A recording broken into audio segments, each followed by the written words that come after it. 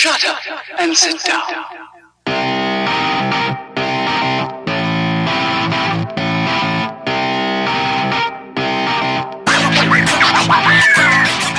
Welcome once again to the Shite Talk podcast show.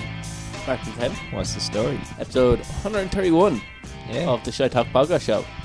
And yeah, it's been... any crack with you? Yeah, not really. Yeah, and I probably should say, because we were kind of saying this is the first time we've actually sat down together in 3 weeks. Yeah, well, maybe a month even. Yeah, nearly a month. We recorded you probably guessed this. We recorded 5 podcasts in 2 weeks. Yeah, 2 weeks, and we're like, we'll keep it general.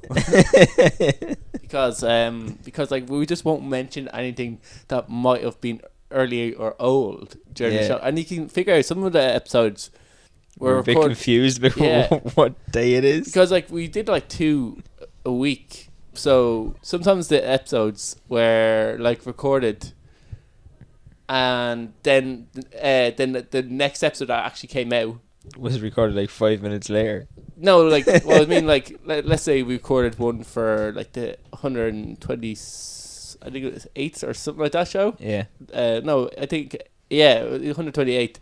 That was recorded 1 week, and so by the time that came out, the stories were 3 weeks old. But the one previous to that would be more up to date. Yeah.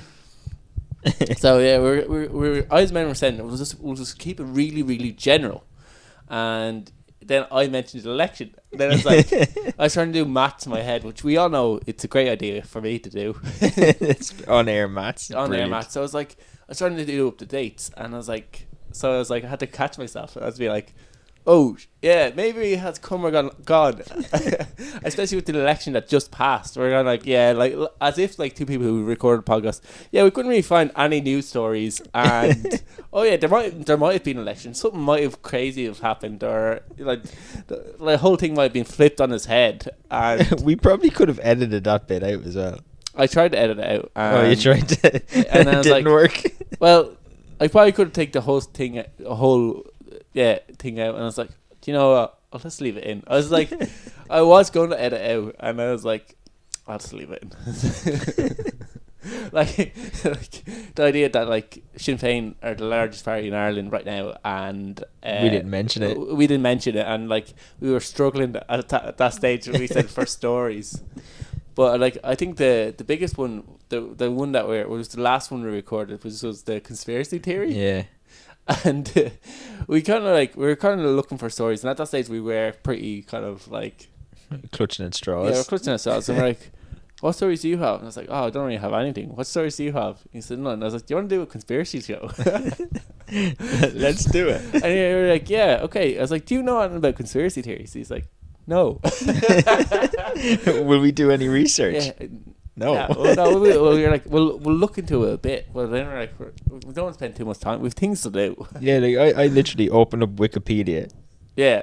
I was skimming Wikipedia. That was it. I don't know. I remember I was looking at I was trying to speed watch a load of videos, and I found one about redheads, which is what we covered. So I watched a video about the conspiracy about redheads, and that was my main research. But I remember why I said this is because I went halfway around the world, so I had a lot of time to watch a lot of movies. Yeah. And one of the things that we talked about was the moon landing. Yeah. And remember, me and Ken are about 11 or 12 years out of school. Try 15. I'm about 11 years out of school. Ken's old. And so, I always like to think of your brain capacity. It's like any kind of memory storage device. Like Homer Simpson job. When you learn something new, you forget something old. Yeah, exactly. Kind of your brain will kind of delete stuff that it doesn't irrelevant. find irrelevant. So facts about the moon landing, probably to a person that doesn't talk about the moon landing too much, are if you easy to miss the minute details, how the rockets came apart. So like but I think we pretty much got on. But I got to see a movie about. So I was kind of thinking about this because I was listening to the podcast and I was like, oh, I really wish I did more research into the moon landing before we talked about it, because like we came across like we didn't really know anything about the moon landing Because we didn't. we didn't like we don't. It's like it's not our jobs to ever know about the moon landing. We don't talk about it regularly. So but like we knew like the basics. We knew like Michael Collins flew around the moon, but we weren't too sure on that part. So I was like, Yeah. So I seen that movie, The First Man, which is a pretty good movie. Yeah. So I watched it, and I was like, oh, I can now mention. I'll see how factual this movie is, because I don't think it was a good idea to watch a Hollywood. How factual it was, like based on actual facts or shite talk facts. Well, it was a Hollywood movie, so like I was like, more likely they'll have some stuff that's real and some stuff that's overblown. Like I'm pretty sure his daughter probably did die pretty early on. I don't know how much that was a motivating factor. Spoiler alert. Yeah, and I don't know the thing about his wife, if they're having fights just before before he got onto the moon thing. Launch about, like everything else was fact. Like the one that like the people that were meant to die to go to the moon but died on because there was electrical fire. Yeah, all that part was factual, and like how the moon actually got onto it. So yeah, I thought like when I watched it, I was like, oh yeah, I remember. It's all started coming back to me. But like when you do a podcast and you're just looking for conspiracy theories about the moon, and you didn't actually do any research about the actual moon landing to contradict the actual conspiracy theories or what the conspiracies around the moon landing actually is. Yeah. Like when you start talking about it, it's obviously going to be quite obvious that like you know what you're talking about. But now I know. There you go. Now, Yeah. so we can just redo the episode. Yeah, we'll start from scratch. So the moon landing. But like we were talking about the technology, and I was like, even like when we were talking about like all you have to do is fly at a big planet. But like some of the things like they had to do in terms of, so one of the tests was they launched people into space. Yeah, and then they launched a second rocket, and then they had to find that rocket in space and connect to it, which seems kind of like, oh, it should be just over there, but the planet is like so vast and space is so vast that they had to orbit around. And it's like if you go into an ocean, you put one boat in the ocean, the other boat in the ocean, and they're both kind of floating around. One boat's looking for the other. Like you might never find that boat.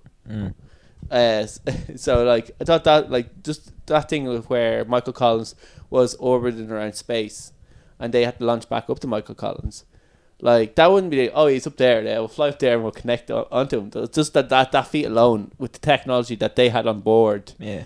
To do that. Like remember I think I don't know if GPS was. It didn't have GPS. It didn't have take a next right at the like it didn't have like keep going that way north south. But like they pretty much were flying for the vast majority of unassisted. There was NASA obviously were telling them like different kind of directions and using equations to like for like geometry in terms of what you have to like turn to in order to get to your point. But like in terms of like computer assisted technology, it had pretty much nothing for. So just that feat alone to do it with the technology that they had on board was to find another ship in space and be able to connect it on themselves. Or like that was pretty cool. There you go. Yeah, so that's what I did. So I actually caught up in a lot of movies. What else did you watch? Did you watch anything else decent? I watched the Pikachu movie, which I was pleasantly surprised about. Detective Pikachu, that one. Yeah, that's actually really good. Yeah. It made me want to download Pokemon Go. I watched it and I was like... We discussed Pokemon Go before. Yeah, I remember watching it. Because one of the lads thought his girlfriend was cheating on him and she was just playing Pokemon Go. But like, yeah, after watching it, because it is a really funny movie. Ryan Reynolds. Plays. The only thing about it, like spoiler alert if you haven't seen it, right? Ryan Reynolds plays Pikachu. And then the main character, his dad's trapped in Pikachu. Yeah. And they only find out that near the end. It's a big kind of spoiler. Like that basically Massive spoiler. If you haven't seen the movie, I've just ruined it on you. But like what I was kind of didn't know about was like what I kind of didn't understand was his voice didn't change when he was in Pikachu to when he was his dad. It was Ryan Reynolds when he because they're able to separate Pikachu from his dad. So his dad was Ryan Reynolds, and then Pikachu was just like they're not meant to be able to talk to their Pokemon. Like he's the only one that he was the only one that could speak to Pokemon to his Pokemon, and Pikachu was the only person They had that the same voice, like. yeah, and they had the exact same voice, and I was like, surely you'd spot that like the Pikachu has your dad's voice. Yeah. Like I kind of at the end of it, I was kind of like oh shit, he should have spotted that as soon as he heard the Pikachu. It was his dad's voice. That is something. Like, imagine your dog start talking and you're like, dog sounds And suspiciously like my dad. Yeah, exactly. Like, the dog sounded like my dad, and yeah, I watched John Wick 1, and I've seen the third one, but I haven't seen. I've only seen the first one. Yeah, and there's loads of things in John Wick where I'm like, where it does make sense. So like, It makes perfect sense. To kill his dogs, kills everyone. no, but Spoiler. like, yeah. Well, but there's a scene where he has a dog, and he leaves the garage open. Like he drives out, he gets into his Mustang and he drives out, but he leaves the garage open. I'm like, surely, like he speeds out to go, obviously just fill up his car. And I'm like, surely he closed the garage or just show that the garage closes itself. But just to leave it open, like you're taking a big risk there. And there's another few things where it just didn't make sense. Like there's like where I was just watching it, and it's kind of like, well, why is he doing that? It wasn't explained at all. There's like 2 or 3 things that during the movie I can't think of now. The fight sequences are pretty good, though. Fight sequences are amazing. Like Yeah. it's like I watched the third one, and I was like, my friend's like, oh, you don't really need to see it. He killed his dog. Yeah. So he went on a rampage, and his wife had cancer. That's basically it. Yeah, and I was like, okay, I'm up to speed. Yeah. Yeah, so that was pretty cool. And then I seen how he got the dog that I seen in the third one. So I just have to see the second one, which people said isn't that good. Yeah, I've only seen the first one. Yeah, the third one's good. Like, I don't know about the second one. I was gonna watch the second one, and I was like, I don't want to watch the same movie again because I know they're all quite just like kill. Plus, I was like sitting beside people, and you know when you're sitting beside people in a plane. Just a Deadpool story again. Yeah, I've kind of learned my lesson from like Deadpool watching with my mum and like his thing. But I was like sitting. Well, this time it was like 2 girls my age, but it's kind of still like every now and again you do glance over to see what the other person's watching. Yeah. So I didn't want to be like action movie. So that actually like contributed to like what I was actually watching because I was kind of thinking about that. So I watched like. So you're trying to impress the girls who were sitting beside you? No, I didn't want to be weird and watch like something horror or something that was really, really gross. Or Why? something that was really R8. Because I was like, I don't know, they don't want to be judged. That wouldn't really bother me. Yeah, I was kind of like, so I watched, there was one, when I was flying back, I watched Once Upon a Time in Hollywood. Is that any good? Oh, yeah, I liked it. But like, there's a scene at the end, and it's really, really gruesome. This is another spoiler. Yeah, there's another spoiler. There's like a scene at the end, which I always find hilarious. But to laugh at this on a plane, especially when there's someone sitting beside you who mightn't have seen Once Upon a Time in Hollywood and mightn't like because just kind of glances over to see what you're laughing at. Yeah, and there's a girl getting her head bashed in to a telephone. And they're like, "Why's this guy?" What? Yeah, well, you have to see. Like, obviously, it's based very, very, very, very loosely off The Manson's in it. the Manson thing. So instead of breaking into the girl they actually murdered, they break into the main character's house, and your man's high off this LSD cigarette. Stunt double guy that's in the movie, and so he's out of it and he's like, "Are you real life?" And they're like, "Yes, I am the devil and I'm here to do the devil's work." And he starts laughing at them and he puts up his hand like a gun, and your man's like shaking with his gun, and he gets his dog to attack him. Yeah. Now the people that break in, there's one guy who gets his balls bitten like pretty early on into the attack, and then 2 girls, and the stuntman in the movie like pretty brutally beats the shit out of the 2 girls. And then the actor guy in the movie that's played by DiCaprio, Yeah. he takes a flamethrower that he got from a movie set, a movie that he was in, and torches her in the pool. Now, remind you, once upon a time in Hollywood, up until this point, nothing really happens, and there's no real storyline. But like, yeah, I remember Tarantino did that though, didn't he? Yeah. Tarantino films are kind of like that though. Yeah, but they're like fairly quiet up until the shit goes nuts. You're gonna get a great soundtrack, which it was a really great soundtrack, and like everything in the movie, I found like it was just nice to watch. Yeah, it was just like I didn't really mind that the storyline, there wasn't a strong storyline through it. I just like it was just a well put together film. Yeah, but in that point and during that scene, even in cinema, I was breaking my shit laughing, and there's a few other people, especially this flamethrower scene. But like when you look over at a guy laughing, you're like, wonder what he's laughing about, like. And you just see a girl getting torched.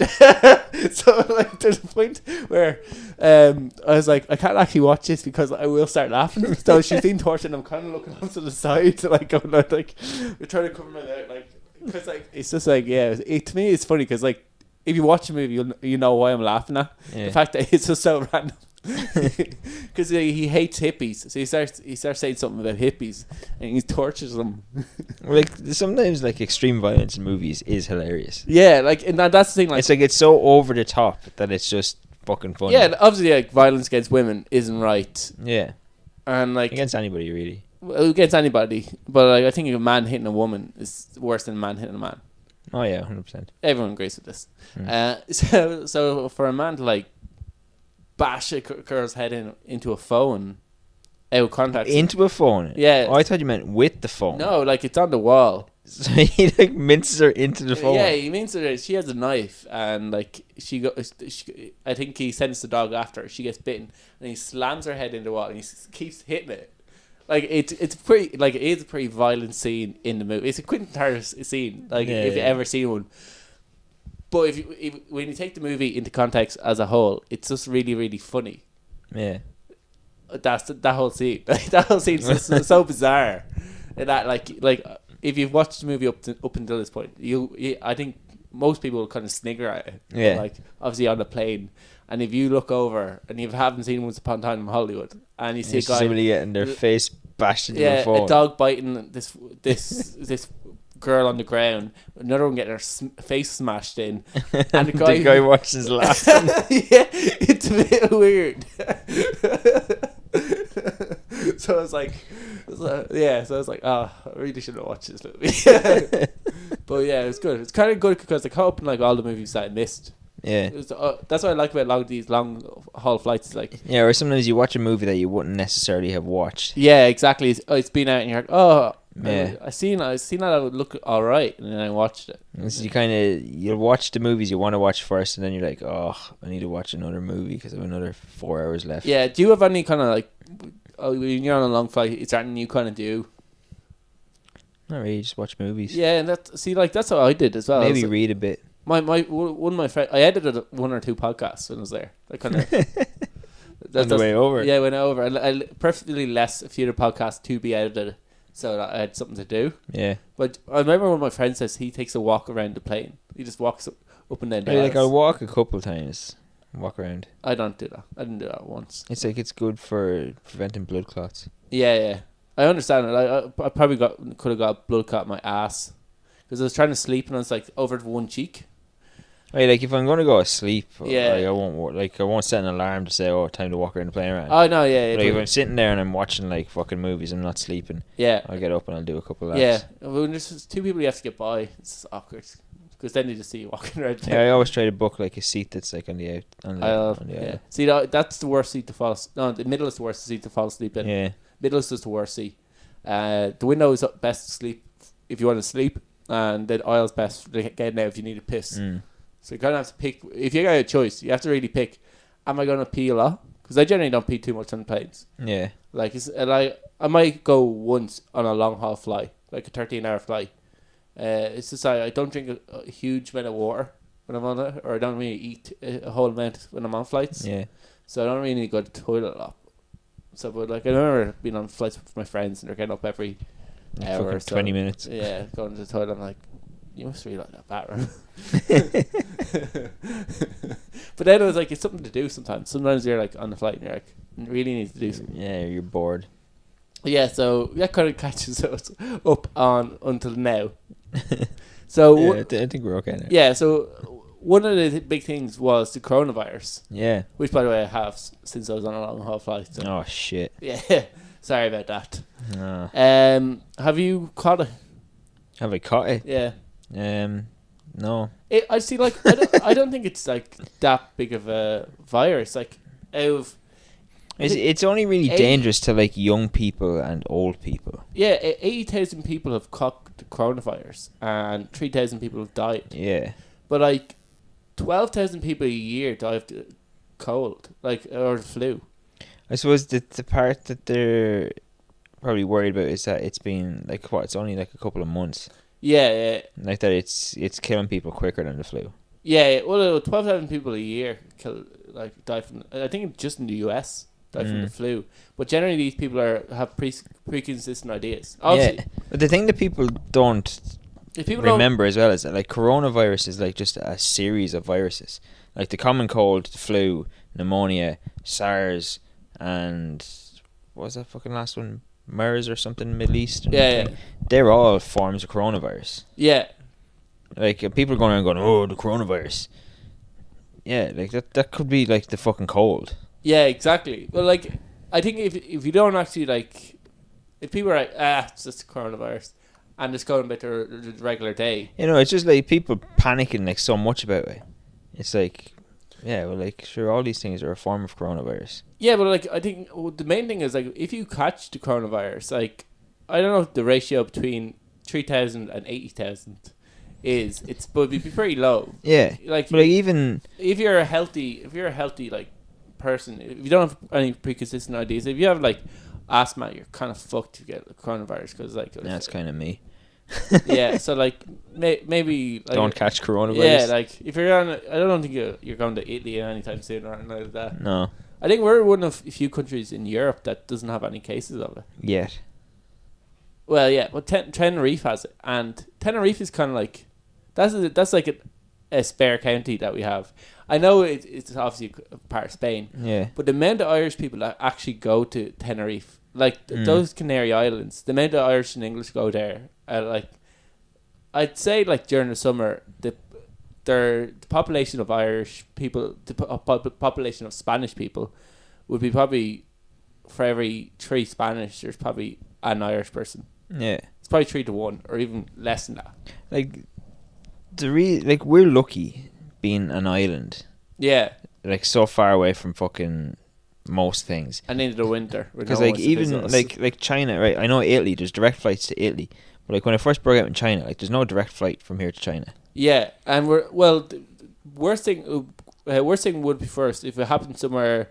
If let's say if this broke out in the US. Yeah. The main one of the main countries that like if you're taking a connecting flight to the US is Ireland. You generally land in Dublin or Shannon. Yeah, so it would have been a lot more. Where there's no like real stopover flights from China to Ireland. In order to get from Ireland, you more than likely have to go through either United Arab Emirates, or you might fly off to like maybe even a further European country, or you generally like you'd have to go out your way to get to Ireland. You might fly into England and then like there's a lot of countries you have to pass through that'll have stringent like rules. I was kind of surprised, but like when I went to Australia, obviously a few of the guards were wearing mouth protection over their mouths, and like there was people asking you if you've been in China because it's just breaking out. But like coming back, there wasn't I didn't see like a huge clampdown. There's like if you're going from like I flew through Doha, and like if you went into Doha airport, you wouldn't have think like other than the occasional extra few people wearing mouth masks, like there wasn't like a huge kind of like clampdown or a way of like seeing any bacteria or anything like that. Like it's just like people are just going about their daily business. Obviously, like there's no people in Doha that actually have coronavirus, but meant to Asian people that fly into Doha, like in terms of like we said, connecting flights. That a lot of Asian people would fly into the United Emirates, go to like likes of Australia or likes of Europe would fly through Doha. So that's like, so those like are Emirates, huge connecting country to get from one part of the world to the other. Yeah. So like I was surprised like that there wasn't as strong as like there wasn't a strong clampdown on like. Probably depends maybe where your flight's coming from though. Yeah. Well, going over to Australia, we were asked if you've been in China in the last few days. Yeah, like I'd say if you were flying to Doha from China. Yeah. Or if you were going to China from there, you probably would have seen a bigger response. Yeah. Yeah, exactly. And like even when I was flying back into Ireland, since it was a flight that came from outside Europe, you have to go to immigration. You have to do it anyway through immigration. This was a different kind of immigration. It wasn't one where you scan your passport and you go on through. It was one where you had to go up to a guard, but the guards weren't flicking through the. Oh, they don't do that anymore. Actually, they scan it now? Because when I was in Australia, I never got a stamp. I was kind of annoyed. It's like, they only give you a stamp if you need a visa. Yeah, you do need a visa again. You should have got a stamp then. Yeah, I got A. I got a stamp going to Vegas. Yeah, I got a stamp going to the United States. I got because you have to fill out the food thing. You ever watch Australia's the fucking border thing. Yeah. I was so afraid that I'd be on that. I was like, I'd be like one of the gobshites that pull up and search. And I was like, I'm going to see myself in Dave like. You would be the kind of guy that would unintentionally smuggle sausages or something. Yeah, so like they give you like this like sheet of paper. You tick off if you're trying to import it or you're trying to bring it in, and when you go to security, they look at the thing and they scan your passport and make sure you have a visa. But like instead of giving me a stamp, they gave me A on my that I ticked off and I filled out. Like I didn't fill it out properly. Like I didn't know where I was staying. Didn't have the address written down. I obviously knew who I was staying with, but I didn't know my sister's like address. Yeah. So I didn't have that put down, and I didn't have her contact put down because I didn't know her Australian number. Yeah. Because like I could contact her to Facebook or to like WhatsApp. Like you don't really like you don't need mobile numbers anymore. Yeah. You just need like I don't know. Yeah, but I guess if they asked you, you still would have been able to contact her, so it wouldn't have been an issue. I was like, if you can give me a hotspot there, I'll contact her. Airports usually have Wi-Fi. Yeah, they do. Yeah, most of them do. Yeah, and you could use if you really desperate, you could just use your data. Yeah, so there would have been ways. But yeah, you had a story about the coronavirus. We got off track. It was like. That's what happens when we don't do a podcast for nearly a month. Yeah, we just start talking shit. Yeah, exactly. So my story about coronavirus is that like I seen on Sky News today. Yeah. They were reporting on coronavirus and facial hair. So like certain types of facial hair make you more prone to getting coronavirus. Okay, so like what's the best type of facial hair to like prevent getting coronavirus? Clean shaven. Obviously. Okay, well, like if you if you're actually serious about like if you want to have facial hair. Yeah. So like, you could have a soul patch. What's the soul patch? Soul patch is just a little bit under, like just. Oh, under your chin, yeah. Just a little bit here. Yeah. Under your lip. So that's the best one. You could have that. Look like a 90s porn star. Though. Yeah, like there's a few of them. Like you could have sideburns. And not see like we were talking about that. And like, is that actual facial hair? Or is that a hairstyle? Yeah, like I would count it as being part of your. Like you won't ever see a bald guy with sideburns. Yeah, like you. Yeah, exactly. If you shave. But you'd see a bald guy with a beard, like. Yeah, exactly. Like if you see like guys with hair, with sideburns. Yeah. So like it probably is more of a hairstyle. I know like your beard does connect to your hair, so it's a bit of a weird question to ask. But like anything that doesn't feature on your chin or around your chin or around your mouth, I don't class as a beard. Okay, fair enough. So, not counting sideburns as a beard. Alright, so we won't count it then. So, pencil moustaches are okay. Yeah. The Hitler moustache is okay. Yeah, because that's probably one of the better ones if you want. Obviously, well, if you want to grow a moustache, a Hitler moustache is one of the better ones. Well, like if you want to grow a moustache but don't want to contact coronavirus, because like it won't be too itchy. Maybe it's right under your nose. Actually, that would be kind of shit. Like you can grow like Tom Selleck, What's Zorro. the Tom Selleck one? The Tom Selleck one, just big fucking bushy moustache. Oh, yeah, like kind of like Just like a full moustache. Yeah. The Zorro moustache. What makes these better for not contracting? Yeah. So right, we'll get to it. Like, there's ones then that are like kind of questionable.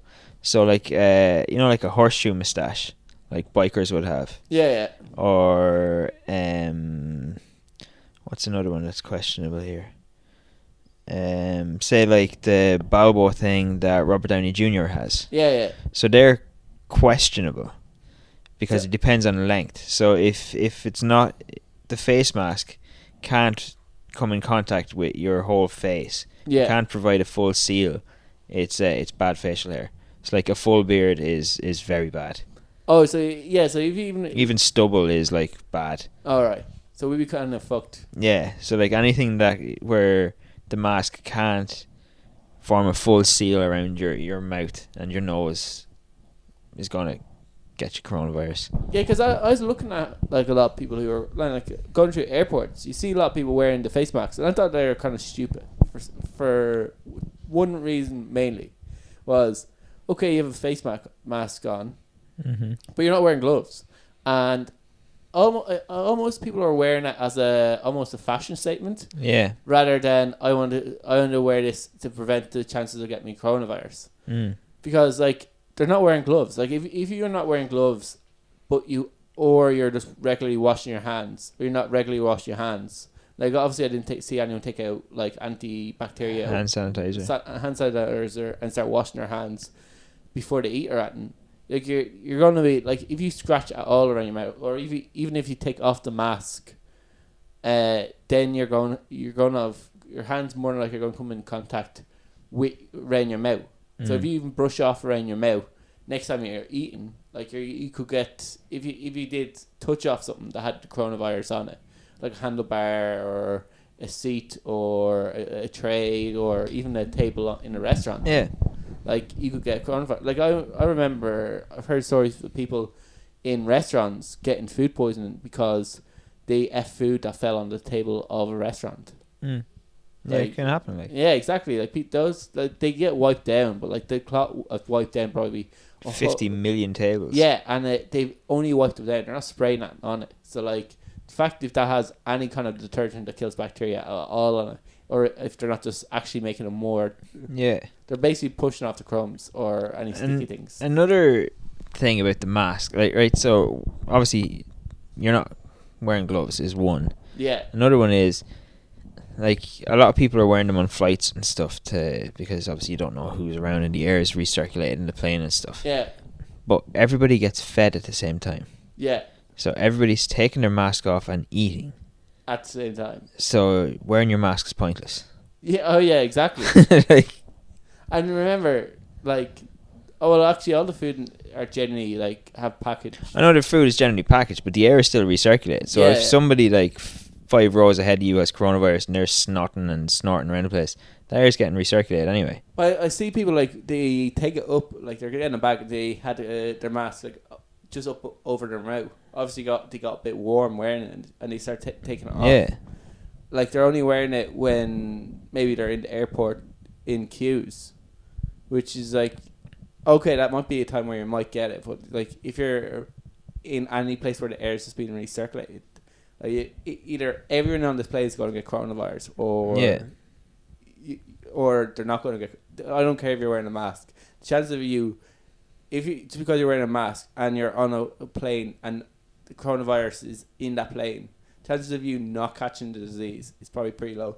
Some people actually get the coronavirus and they don't have any symptoms. Yeah. Or it doesn't affect them. Like, yeah, there was a baby born in China recently that caught coronavirus like the day it was born, and I think it's like 2 or 3 weeks old now, and its symptoms are gone. Yeah, I wonder if it's going to be immune for life. You know, if you kind of get a disease, your body gets off. Could be. Yeah, because I got. It's obviously like the human body, like it adapts to things, and on the flight over there, like I developed a cold. No, I didn't develop a cold. But Oh, so you caught coronavirus? I developed this. I started sneezing. And I don't know. I was kind of thinking of people. Did I sneeze before I got on this flight? And it's like, I think I might have sneezed once or twice. I didn't know if it was like, but like just catching like any kind. Everyone was sneezing around me on the flight, so I was like, I probably caught like a little bit of a cold off that. But I didn't think it was like the coronavirus. Mark drops dead. Mark tells that after just being in the room with Ken for over an hour. Yeah. Oh shit. Oh yeah, I've been feeling a bit of a temperature. And like, Did you see actually the Iran? Did you see that? What? The Iranian health minister went on TV, and he was saying there's no cases of coronavirus in Iran, and all these reports have been exaggerated, and he's like mopping his forehead with a rag about 2 days later, then it's confirmed that he has coronavirus.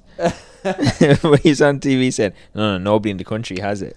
I know he has coronavirus. You know, he had it when he was saying nobody has it. But he was flying into Iran, like, I don't know, Iran's one of the countries that are on the list of don't go. Yeah, there's loads of people, places like, I heard about Iran. Like Iran, China, Japan, and Italy are the 4 big ones that are. Who's going to Iran on a flight? It's not like a country that you necessarily would visit. Like any, like is it maybe like, I don't know, military.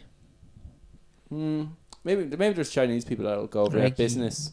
I say maybe they're businessmen. Yeah, maybe China has a lot of kind of deals with Iran that they do business. Like they have to trade with somebody in order to be a country that's able to sustain itself. Yeah. So yeah, I'm sure they'd probably get some kind of business. But I thought it was weird that like generally countries that are highly visited, there's cases of like That's why I'm surprised Ireland has kind of missed out on it.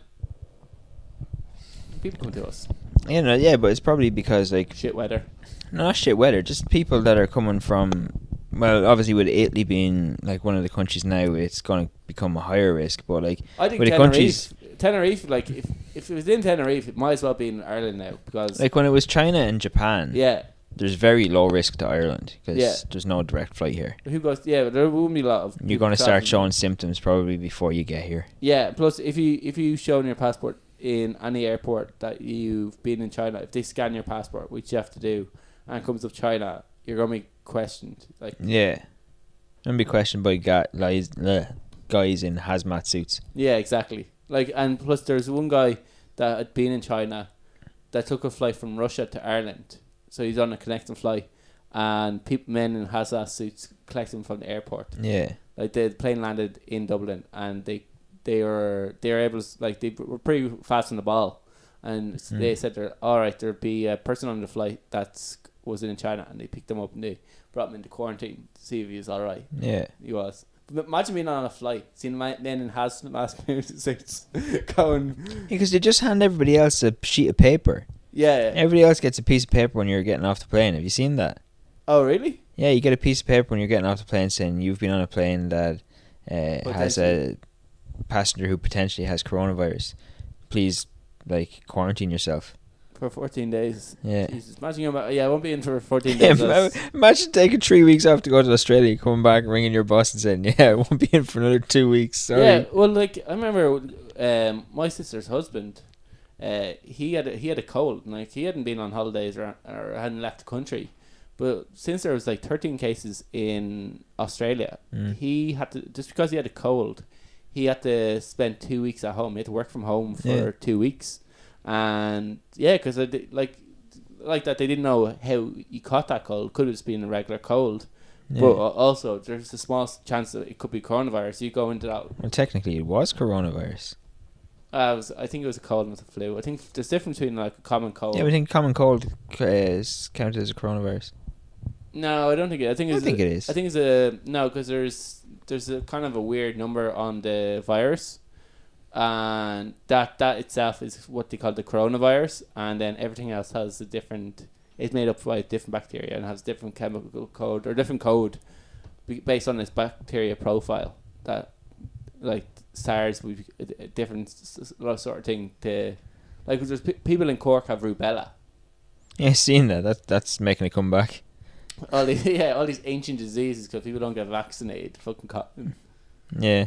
So we move on to because we will not get through our Yeah. stories. Or at least we'll have a podcast for next week. Yeah, exactly. We will at this stage. Yeah, we can see that we've been 3 weeks off because we just keep start talking about the coronavirus. So you have a story about drinking your own piss to make yourself feel better. Yeah. So we're back on track in terms of like we're back on track. stories that like we do on a regular basis. So how did your man first find out? So this guy, he's from England. Yeah. So he's a health coach, which probably sets up most of this. So he about 4 years ago he had severe depression. Yeah.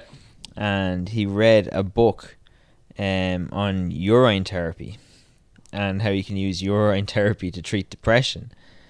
And like before he did this, like before he started looking at urine as the solution to the cure depression, had he been on like medication? Had he decided to do a bit of exercise? Don't know. Has he tried DMT therapy? Like as a health coach, he probably did try exercise and stuff. Yeah, so he was a health coach, so he probably obviously went through the like. Yeah, he probably eating healthy, making sure that like he was he probably exercising and he probably went to depressing. So he read this book on urine therapy and he looked into it more and he decided this is a thing for me. So the first time he did it, it was fresh. So he drank a fresh glass of his own piss. Well, it's still like warm and right. So and he said, "You kind of gagging over there." No. So he said that he instantly felt his depression had lifted and he was better. But wouldn't be the fact that he's concentrating on that, like the fact that he's just drinking piss. Right, he said it tasted disgusting, but he's eventually become like an acquired taste. You know who Leo Machida? He drinks his own piss. Does he? Yeah, he drinks his own piss, and his dad drinks his piss too. No, his dad so does Bear Grylls. His dad drinks his own piss, and he gets it from his dad. I think he drinks his dad's piss. No, but his. He got the whole thing of drinking your piss from his dad. From his dad.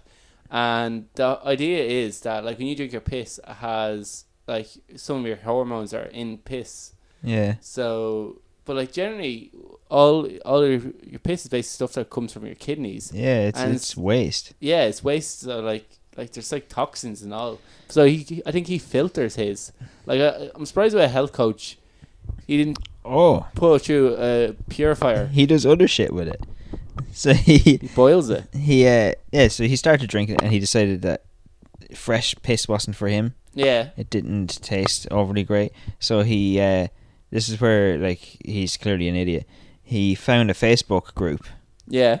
And people said the more aged the urine is, the better it tastes. Alright. So now he stores it for a month before he drinks it. And he says it tastes a lot better. And then he does stuff like he removes the water from it so that it's just the urea. And he uses that as a face mask. A face mask? Yeah, and a moisturizer. And he claims that not only has it cured his depression, it makes him look younger. And people constantly mistake him for a man in his 20s. But the kicker is, guess how old he is? 40s. He's 32. So he's only a man like who's just out of his 20s. Like I'm 32 and people will regularly think that I'm in my 20s. Yeah, I'm 29. I'd say a lot of people would put me about 24 or 25. Yeah, like so like being 32 and people saying you look like you're in your 20s. Don't think it's the piss. Yeah, like make a face mask out of it. Like I think it's a weird way. You have like obviously like depression is like a pretty bad thing to go through, and I'm pretty sure if you do have it, all you'll do anything to get out of it. I want to know though if he was just drinking piss, or if he was actually like on, prescribed meds or I'd imagine at the like, same time. When you kind of go through alternative treatment, because I often hear people who do go through alternative treatment, they'll probably still take their antidepressants or take the medication that doctors give them. but they'll then also supplement that with their placebo medicine or their kind of naturopath medicine, or in his case, piss. So he might have, in his case, piss. So you might have continue to take the depression tablets because obviously you don't want to get him worse. Obviously, he might have seen that there might be a slight benefit to taking depression tablets, and he probably might be a little bit concerned. If I go off these, I might go to the deep end. So I'll try to take these and take the piss, and see if I feel like. Or else, the way, obviously medication doesn't work for everybody. Some cases where depression isn't as severe, maybe your doctor won't prescribe. I wonder if he had very, very mild depression.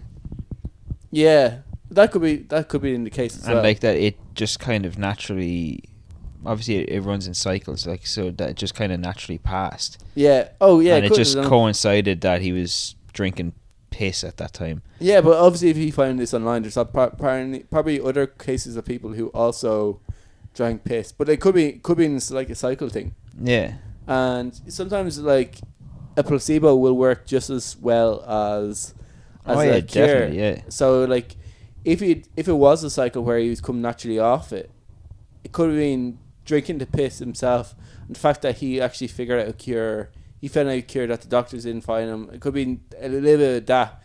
Then the cycle was coming to an end anyway, so he was out of the worst part of it, and the fact that he found a cure himself might have kind of been put a bit more faith into it. And the fact that he was reading up about it, he was emotionally invested into this, and he kind of wanted it to work. So yeah, it could be a bit that as well. And then obviously it was passing, and that kind of helped him get him. Might have helped a little bit get him out of it. I'm gonna try and keep an eye on him anyway, see what goes on. Hanging 3 days later. No, not like that. Hopefully not. No, not like that. Just see. It's checking and ringing him. Where he's you going. Okay, hon? Where he's going with this piss thing. I don't know. I think I'd invest more money into DMT therapy, microdosing, because a lot of people are doing that for depression. All right, Joe Rogan. But at least clinical psychologists are looking into DMT. This is some guy. Look into it, bruh. This is some guy. Eddie Bravo. This is some guy on the internet. Oh, he's a health coach. Yeah, okay. No. Okay, he's a health coach, but he's not a psychologist. Yeah, he's written 2 books as well about depression. He's written 2 books about fucking piss therapy. Well, yeah, but this is after. He hadn't written 2 books about piss therapy before he got depression. Yeah. But he read 1 book about piss therapy before he tried piss therapy. All right. Yeah. Anyway, I think like I said, I'd do DMT before I do. I don't think I'd drink my own piss. No. Luckily enough, I've never actually suffered it. So maybe in an extreme situation like Bear Grylls shit where you're stuck. Oh, life or death, I'd suck up and drink my piss. Yeah. But wouldn't be a first choice. I wouldn't go antidepressants, exercise, eating healthy. Piss. I'd probably try DMT first. DMT is probably harder to get than drinking your own piss. Generally, you have to just. Obviously, it's going to be harder to get than drinking your own piss. So you have a story about, we've kind of covered this one before, about a woman who's the first ever person to have actually officially diagnosed with bladder fermentation syndrome. So this is a bacteria that grows in your gut. It's not even a bacteria. It's just a natural form of yeast. Well, I think yeast is a form of bacteria. I think it's grown by gut bacteria. Yeast is, I think, grown by gut bacteria. Yeah. So it's a product of bacteria. Yeah, it's a product of bacteria. So yeah, this woman in Australia, or not Australia. So she's from the US. She's from the US. She's 61 years old, and she's been awaiting a liver transplant for years. Yeah. She has really bad cirrhosis and poorly managed diabetes. Yeah. So, don't know if you knew this. Transplant patients need to be at least 6 months clean from alcohol before they can get a transplant. Yeah. So anytime she's gone to get tested, she's tested positive for alcohol each time, but she claims that she's not drinking, like. Yeah. And eventually her doctor kind of got fucking pissed off and sent her for further tests. Yeah. So the tests, they sent her to some place in Michigan, and she got all these tests, and they found that there's 2 types of ethyl that were present in her blood, but they're not the types that are present after alcohol consumption. Alright. So they found no ethanol whatsoever in her system. So they're like, yeah, no, she's definitely not drinking. Like, she wasn't showing any signs of being under the influence of alcohol. So then they took a sample, like, straight from her bladder, and they found that there was a yeast called Candida glabrata in her bladder, and it's, when they compared it to like different types of yeast, it was very similar to brewer's yeast. So they came to the conclusion that she must be making her own alcohol in her bladder. So they took a sample of the yeast from her bladder and they left it in a petri dish, and they just monitored it, and it turned into alcohol. Oh, it fermented? Yeah, it fermented like in the petri dish. So they came to the conclusion that obviously your body's made up of a lot of water. There's a lack of oxygen in her bladder, and then the presence of that yeast and the fact that she would have had high sugar due to her diabetes was poorly was making the whole thing ferment in her bladder. Would she become drunk then, or no? She was just. But she got breathalyzed. She tested negative. Oh, would she? Yeah, she tested negative. She was testing negative in blood tests for alcohol and everything. It was only like when, like, if she pissed into a pint glass and you drank it, you'd probably get drunk. So don't drink her piss if you have depression. Don't drink her piss. Yeah.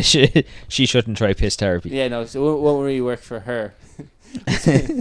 So one of the things that I did while I was away is like trying to keep an eye out for stories. One of the stories that I came across was doctors used to burn women in labour to test for pain. That's a bit mental, like. So this is like, burn them how much? Just with a lighter. Alright, okay. So they didn't torch them. Okay. So like, when we discussed this story earlier, I had like visions of, like, you know, flamethrowers or like a fucking fire. On a scale of 1 to 10, it's this worse or better than labour right now. But basically, that's what they were. That's what basically they were testing for. They obviously, so the idea of this is that, like, when you're in labour pains are at 10. So they wanted to get like a sample of women who are going through labour. It's just compared to what is the max amount of pain, which is labour pain, and that's why they were burning these women with a lighter. Except there's one problem with this, was the doctors found out that, like, as the test goes on, as the women progress into labour, they became less good at describing their pain symptoms. So at the start in the labour came in and they burned them a little bit. They'd be like, "Oh, that's a 5 or whatever." They'd be like, it's, you know, these contractions are a lot worse than that. That I'd say that maybe like a 3 or a 4, but it's not that bad. Like, it's bearable. And then so they burn them a little bit more, and as the labour goes on, they're like, "You fucking asshole." So the doctors were like, the doctors had to then go basically off their reactions as they burn them, like probably picking up some and fucking at their head. Imagine you're going through labour, obviously 2 men, we can't imagine that, but like, imagine being in a lot of pain and then someone's going along burning you a lighter and asking you how much it was. If there was like anything within arm's reach, you'd probably bashing it over their head. So like, so I don't know what the idea, if like, so I don't know if like how they managed to like describe if they continue to burn women, or whether, like, because I think the whole idea of this was that, like, when you go into a hospital, it's kind of hard for doctors when they ask you, like, how bad is the pain? Yeah, rate the pain. Rate the pain on a 1 to a 10, because someone's 5 could be another's 2. Someone's 2. Or you could say 10 just because it's the worst pain you've ever felt. But yeah. So I think they were the idea of this was, like, if we burn women in, obviously we know what a 10 is, labour pain.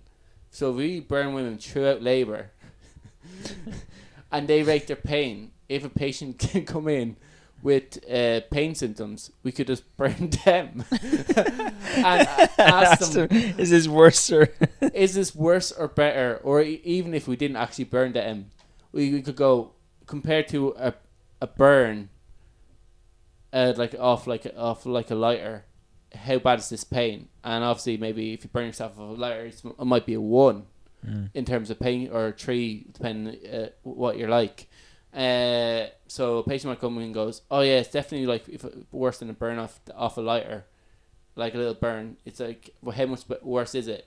He might go, oh, it's 3 times worse than its pain. So then they're able to go, okay, so that's a 5, or that's a 3, or whatever the average women for pain thresholds was. Or if the person goes, oh, I really don't know how to describe the pain, they could go, hold on, hold out your hand or hold out a thumb, and they burn them, and then keep burning them until I'm going to burn you a few times until I come to the pain. And they look back at the women's data and go, okay, that is a 10. How long ago was this? They didn't say. I'm hoping this is like 100 years ago kind of thing. So obviously, if you want to listen to the podcast that I was listening to, is No Such Thing as Fish. Yeah. So like, I've mentioned these guys a few times, but they're definitely worth listening to if you want a fact-based podcast.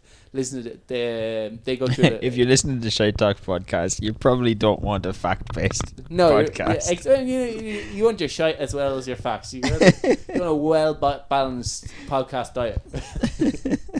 We are the junk food. We are the leftover pizza when your microwave is broken and you have to eat it cold. I like cold pizza. And people like the Shite Talk podcast show. So basically this is why doctors used to burn women when they're in labour. Just based off where this. I suppose it probably would make a doctor's job easier if you could standardise pain, and I think that's the idea, was to try to standardise or create a measurement for pain that could be related to people, because majority of people probably have been burnt before. Yeah, because I know, like, even since, like, before I did jiu-jitsu, my pain tolerance would have been a lot less. Yeah. Like, it has increased since I started training jiu-jitsu. I don't know, mine has increased. I know, like, the only thing for, like, pain tolerance, getting tattooed. Yeah. Every time I got tattooed, you think because you've went through the pain before, it would get easier. Yeah, but it doesn't. My pain tolerance for tattooing has went down.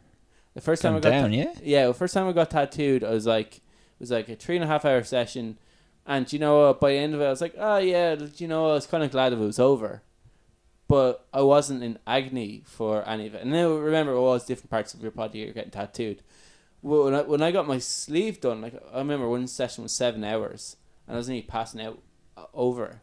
So I thought, like, okay, but I suppose it depends on how your body reacts as well. Like, I had a 4-hour session on, like, my inner bicep. Yeah. And a tattoo artist was like, I have to stop because you're bleeding too much. Yeah, like, it was excruciating, but he was like, there's like half an hour left, will you be okay? I was like, yeah. Yeah, I remember one session, I think they got fish hooked, the needle, because I was bleeding a lot, and he's just checking it. I think the needle bent a bit, so it was bleeding a lot, because he said, I might have to stop this because you're bleeding too much and the ink won't take. Your body will go into state of shock and it'll start pushing it, will start withdrawing all the ink.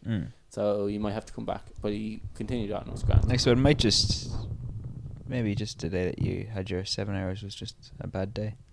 I think it was the fact it was 7 hours. No, but like after that, I thought, it'd be like, at least like if I get another tattoo, I'd be grand, because I've went through a 7 hour session. I can just keep relating this back to the 7 hour session and going, yeah, I'd be grand. Like, I went through 7 hours. This will only be half of that or a quarter of that. And the next one I got was one on my leg.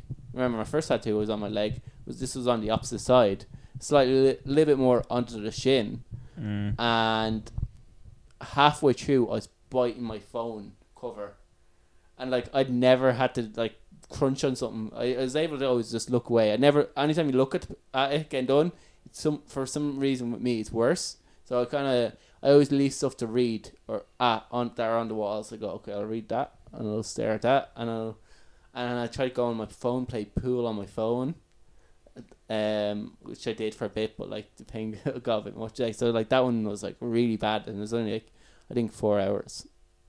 Yeah, I know it's still a long session, but like especially near your shin. Shin is horrible. Yeah, around the shin was bad. Yeah, and so I don't know. I really don't know how you could standardize. I can understand logic behind burning women in labour, which is I thought I'd never say in my life. It's kind of a weird thing to say, but like I don't know if that necessarily, if you could take that results then get the average and then base that off a person that will never be in labour before. Yeah. So yeah, do you want to talk about snail sex? Not particularly, but you're into it. Yeah.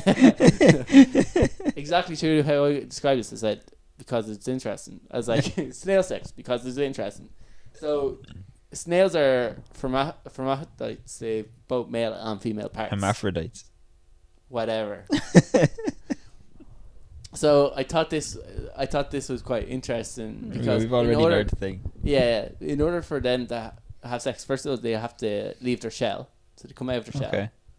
And then they have to obviously decide between themselves who's going to be the boy and who's going to be the girl. Yeah. And I think there's a reluctance to be the girl, but they have girl instincts. So they have both. So when they're having sex, they have both male and female reactions to having sex. Okay. So they're looking at them both as both male and female, and there's a bit of things what they want to do as a girl, and there's a bit of things that they want to do because they are also a little bit of a boy. And they have to negotiate or figure out a way of who's going to be the girl and who's going to be the guy. That's very weird. That's really fucking weird. So it's a really complicated, confusing way of like having sex. Snails. Who's going to do what? Yeah, it's basically who's going to do it. So I don't know if it's a kind of thing of dominance thing where whoever's the slightly more maler of the two species. Okay, like, so I wonder, do they have like different levels of male and female hormones?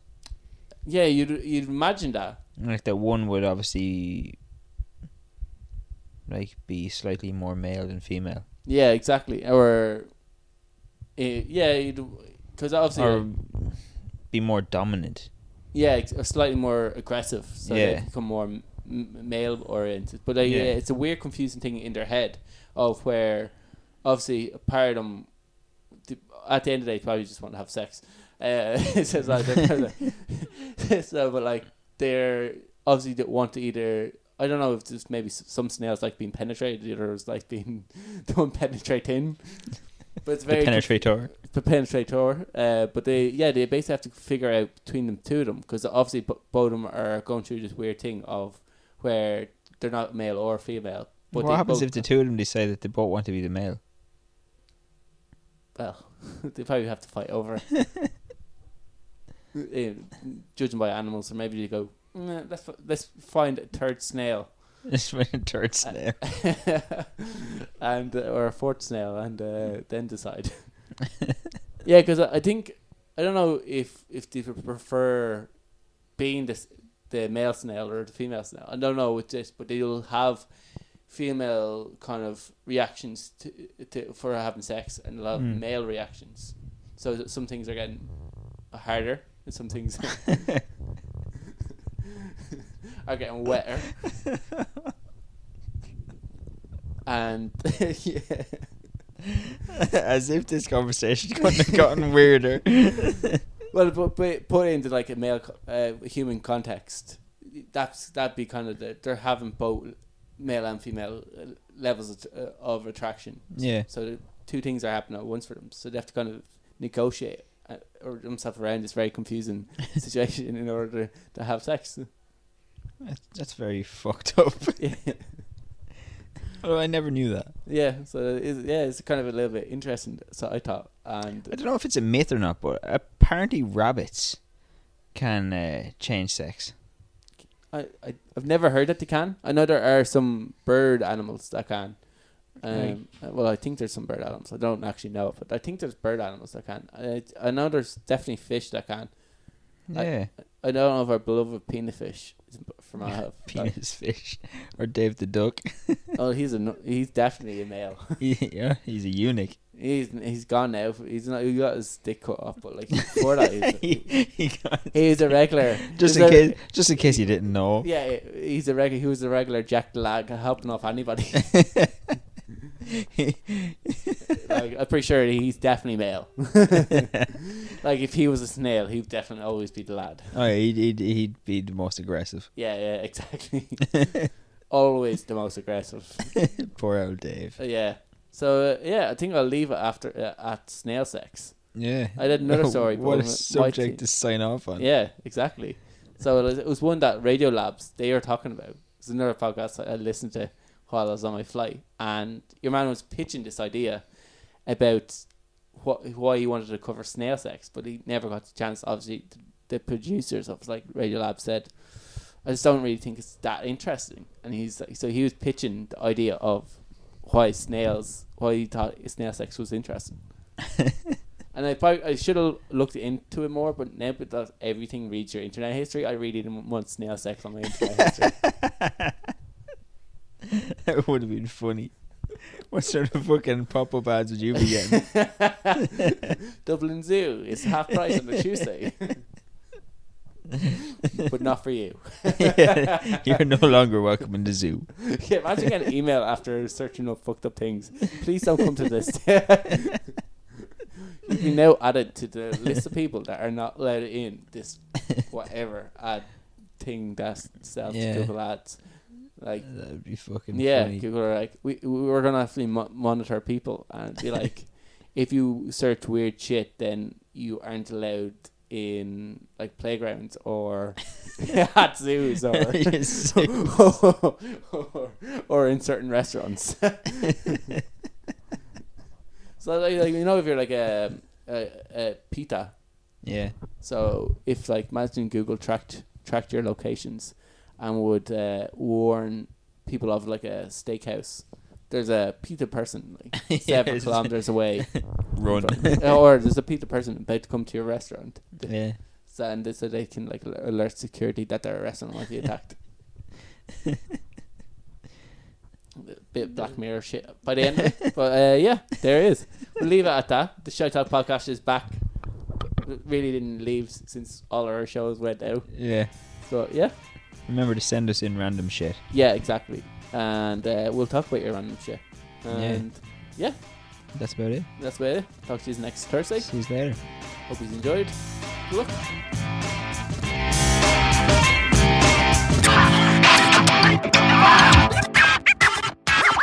Shut up and sit down.